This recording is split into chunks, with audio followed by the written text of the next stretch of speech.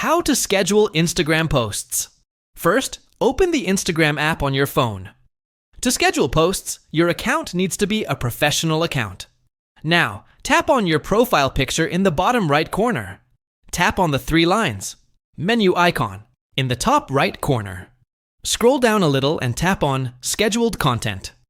Here, tap the button that says Schedule a Post. Now, select the photo or video you want to post from your phone's gallery. Once you've picked it, tap Next at the top right. You can add filters or make edits here if you want. When you're ready, tap Next again at the bottom, right?